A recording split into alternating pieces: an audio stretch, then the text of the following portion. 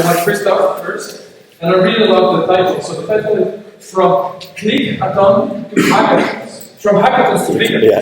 Sorry. From Hackaton to Clickathons. Why API needs a graphical user interface. So I really like the idea. We will develop the idea together about like how the idea can have payments, like application development events where everybody can participate. So, but I will let Christoph tell you more about it. So please, welcome for Christoph.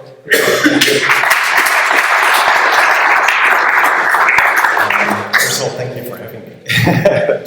So, this talk is going to be about two subjects, actually. One is, what is a Clickaton, and how could you do one, and why is it important? And the second one is, why should you have a GUI? Why should you have a graphical user interface for your API? And I think that's, to some extent, people are already thinking about that kind of stuff, but I want to kind of stress it again, because I think it's something that's a little bit overseen, and I want to completely frame why it is so important. First of all, I'm Christoph van Tomme. I'm the owner and evangelist at Pronovix, which is a Drupal consultancy company. We're a medium-sized team. We're specializing in developer portals, so we do like documentation systems and API integrations and that kind of stuff. And before I really get started, I want to kind of reframe how important APIs are. And I know all of you know this because you're at APIdays, but I want to stress it again because I think this is massive. I think this is one of the biggest changes and waves that are going to cross our economy. And I think that it's hard to overstress how important it is and how important it is to make sure that everybody is able to use them. Because I think that APIs are kind of like the logical progression if you're looking at division of labor. And every time that we've done division of labor, it's increased our efficiency in the economy massively. And APIs are taking that to the extreme. And because they're also the precursor for specialized AI, the possibilities are like transcendental. If you've heard of the singularity, APIs are what are going to make the singularity happen.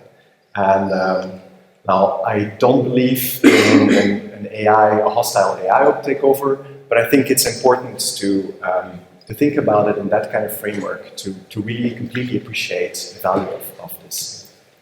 Now, there's one single problem. Well, there's a few, but there's one really big one. And that's, there's too little developers. Like today, there's an estimated 19 million developers worldwide on a population of 7 billion. By 2020, that's going to increase a little bit. We're going to have, or I got this from the internet, so. But by 2020, this is going to increase a bit, but it's still only going to be like 30, it's not even going to be 0.5%. And those are the people that are building our software, that are building our APIs, and that we're also depending on to implement our APIs.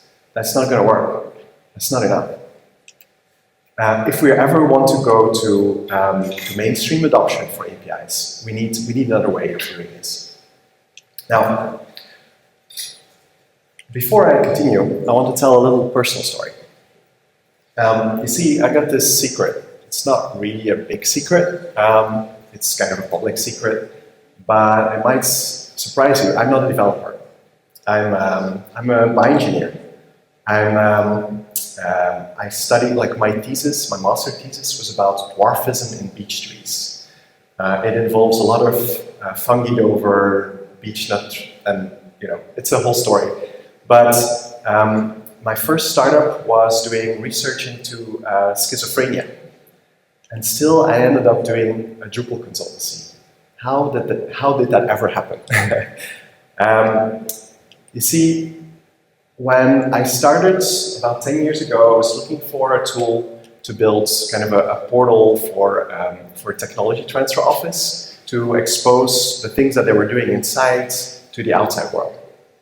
And I had a little bit of experience with groupware. I've been playing with interfaces, nothing fancy. I could hardly use FTP. It's really.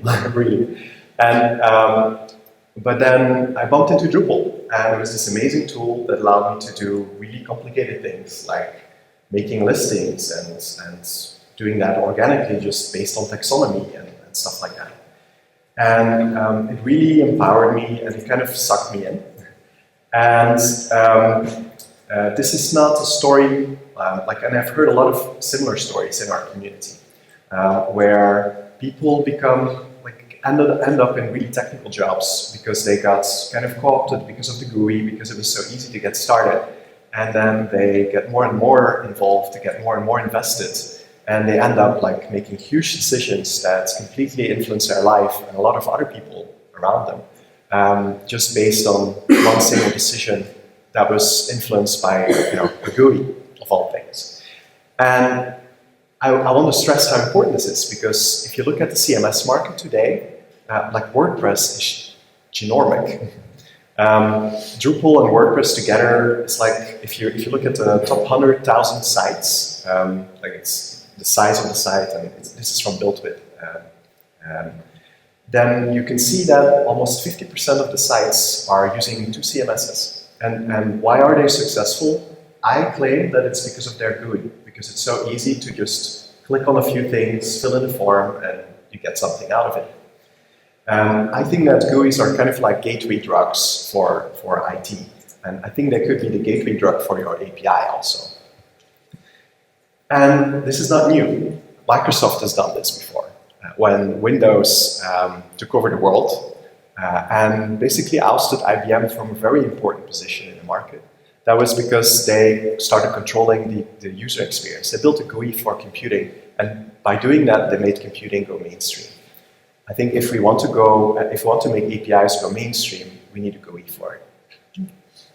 Now, there's a bunch of companies that are trying to solve this problem. Funny enough, IBM is one of them. But there's a few others. And so you could say, that's enough, right? We already have GUI, somebody's solving a problem, I don't have to do that myself. I would claim that's not true, because if you give your user experience to somebody else, you're giving a lot of control away from your business. And just like with the Microsoft example, what basically Microsoft did with Windows is they disintermediated IBM from their market, and they sat in front of the market, and they were able to claim the minds and then leverage that to basically become the leading partner in the ecosystem by basically controlling UX. And you don't want that to happen to your product, I think. So now there's a problem with this, because if you want to build your own GUI, that's very expensive. And if you just do that in isolation, there's a really big chance that you're not going to get critical mass. So this is why this is one of the key learning points from this talk, is that I think that you should be looking at open source, existing open source communities and existing open source platforms as a way to co-opt into an ecosystem that already exists, where a bunch of other APIs can play together with your API to build a whole product that can do really complicated things. So please, don't go build your own GUI that just lives separately. If you like the power of APIs and that you can connect them together, that's when the real magic happens. If you can't do that, then you lose a lot of them. So, and the way that you could do that is okay, I'm a Drupal guy, I'm giving my Drupal pitch. There's a lot of other open source tools, like WordPress is bigger. I would argue that Drupal might be more interesting for APIs, but that's a discussion. But what you really should be looking at is how can you plug into GUI ecosystems to get your API out there. Like this is one example. This is the user interface of it's a mapping interface that takes email that we get from a RESTful API from Contextio and plug that into a Drupal database, and then you can do all kinds of stuff with that. And why is Drupal important? Or why do I think that Drupal is an interesting ecosystem for this? Drupal is this weird tool where So you've got the frameworks where developers take pieces and then compose stuff together and then do interesting things with that. And then you have the kind of the app store kind of model like WordPress uses, where you can just plug in a module and then it turns on a certain feature that has a bunch of views and data models and everything kind of in one single thing. Drupal is different from that perspective because the way Drupal works is kind of like a bunch of graphical user interfaces for APIs. Even its internal things are kind of like graphical APIs to build whatever you want. So you don't just turn on a feature, you kind of pull it together using the data model and a bunch of other things. We did something similar, like this for Context.io, the module I was talking about earlier. And a few months ago, we won first runner-up for their DevPost challenge. We won $25,000 for building a module that other people can leverage to implement like a really easy way of accessing email data into a Drupal site. And it is even more, because if you're a popular API, there's a really big chance that somebody's already using, or that somebody's already built a module for your API. For example, I was talking earlier, yesterday I was talking with people from IBM. There is a module for Alchemy API that almost has 7,000 installed sites using it. 7,000. That's a lot of people. That's a lot of websites. And they didn't really know about it. So there's a big chance that somebody out there already had a customer and then as a consultancy gig just implemented your API for a specific project. The only, like, I'm going to go on to my rant horse, or in my preacher, that is all. A lot of projects like this get built by a consultant for a specific project, and then because there's no more money, they just get forgotten. And I would like to encourage you, go and check out Drupal.org, or just go and check out the open source community in general for implementations of your APIs, because maybe there's an implementation in the wild somewhere and people are getting really frustrated with it because it doesn't work anymore, because nobody's paying attention to it. If you own an API, you should look at the ecosystems that are implementing it and trying to support them. You cannot expect your customer base to own the GUI. That doesn't work. You have to own that. So that was the first part. This was the why do you need a GUI. So now that I hope I've convinced you about that, I want to talk a little bit about Clickatons. So as everybody knows what's a hackathon, right? So Clickaton is just a hackathon for clickers. And it's a new idea that I think we came up with it in Austin. And it's basically, what if you could take a bunch of suits, a bunch of business people that understand business requirements, give them a graphical user interface that interfaces with your APIs, and let them build whatever. The potential of that, first of all, as we were talking about earlier, there's a shortage of developers. So this is a much bigger market. These are spreadsheet people that are that are doing interesting, complicated things, building business logic with whatever tool they have available. And again, there's some tooling around that, but I think you should look at that and try to own it, especially if you're a bigger, more popular API. And because clickers, I believe, are the mainstream market. If you look around, everybody, my dad, he's not very technical, but he learned how to use a computer. He has an iPhone. He's on Twitter because it has a graphical interface. And I think that there's a lot of people out there that you're missing right now if you don't go after them. So, and that brings me to Click Pride, which is, this is another kind of painful thing in the community. And we see this in our community, in the Drupal community, that often as a clicker, as a site builder, that's how we call them in the Drupal community, people are like, so what do you do? It's oh, I'm a site builder. Oh, you're a site builder. You're not a developer. And I think that we need to encourage, we need to make it so that people learn to value and be kind of confirmed in their value as a technical person, even if they're not writing code. And the only way to do that is to, like, for example, if your documentation starts with, do this simple curl and blah, blah, blah, blah, then you already missed a whole big part of your audience. So thinking about that, like, I think it's an important audience to approach, because I think that they're the ones that are going to really take you to success. Because you don't want your clickers to feel like this. And this is how I felt for a while. Kind of like an imposter going to technical conferences, because I understand what people are talking about, but I've never done it because I've never invested the time to do that, and I shouldn't because I'm doing other things.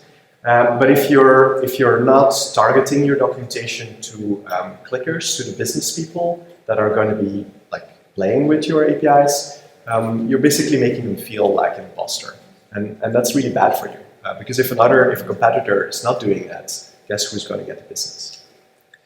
And to end this with a small personal story again, like, this is how I got involved in the Drupal community. And I've kind of been overcompensating in the Drupal community for not being a developer, for not contributing code to the project. I've been doing a lot of events, and like the new thing, that's me as Marvin, the depressed android, promoting a conference that we're doing in Szeged. The other one is me doing hurdy-gurdy on stage at a Drupal event. This is the kind of enthusiasm that you're going to get from people that first feel excluded because they're not part of this whole API thing, and suddenly you empower them. If you empower people, you get a lot of gratitude, and you're going to get a lot of value out of that. It's going to be good for your business. And that's the end of my talk. Thank you.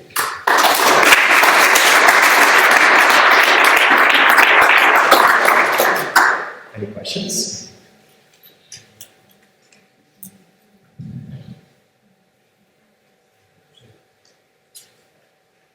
So I have a question. You're just scratching. How much time do you think? So for a Clickaton, every company would have to, because today not every company focuses on making their API usable by total end users, people are able to make. How long it takes to make such connectors? Does every API can do that? How long it takes for organizing an event like that, for example?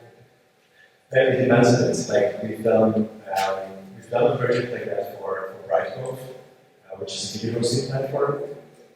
That was really involved because you had to do connections both ways, like pushing data, pulling data, visualizing in different ways, and that was like a 2 months, 3 months project or something like that. So that's more involved.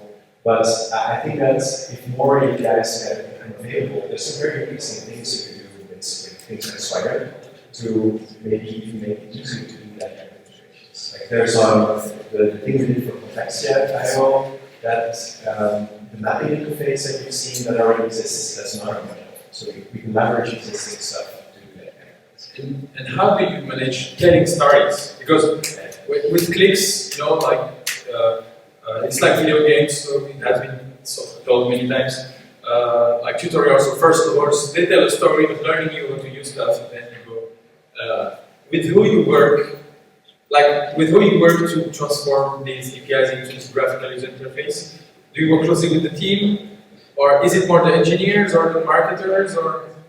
Okay, I'm talking from a Drupal perspective. So from your perspective, Drupal. I think there's definitely other ecosystems you could tap into also.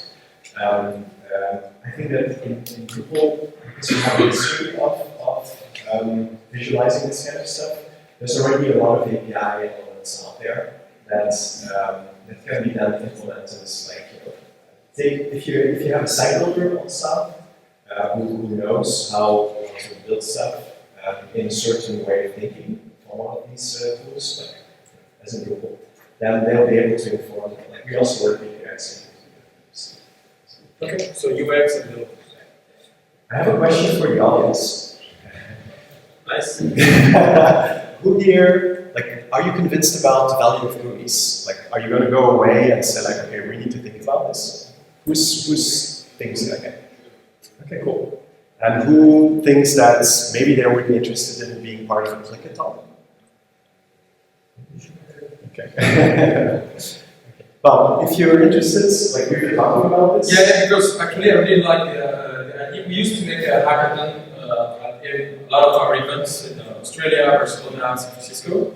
But it's true that we have received a lot of managers that are not technical people, but they want to dive into the API space and do stuff. And actually, it really resonates with Stephen Wilmot's talk yesterday in the keynote, where he said that we need to share the wealth created by APIs from the creators. And sometimes they're developers, but sometimes they're end users. So, yeah, let's build something. Okay. Thank you very much. Let's see us about that. Yeah. Thank you, Christoph.